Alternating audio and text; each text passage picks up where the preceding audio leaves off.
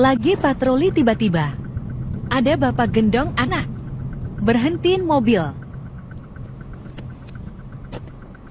Pak, gimana Pak? Punten Pak, anak saya pengen foto sama mobil polisi.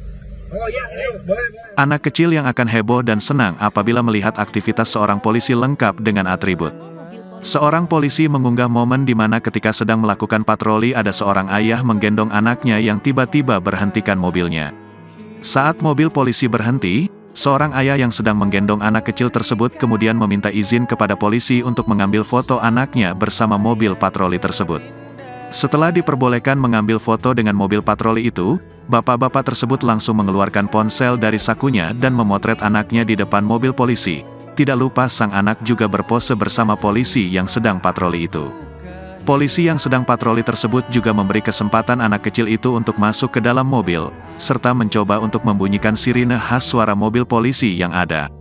Terlihat sang bapak-bapak itu sangat senang bak bisa memenuhi keinginan sederhana anaknya. Sang polisi juga ungkap rasa bersyukurnya karena bisa memberikan kebahagiaan kepada orang lain.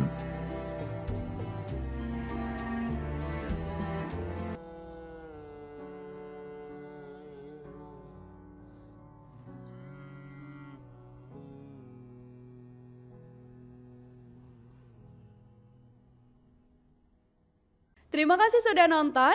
Jangan lupa like, subscribe, dan share ya.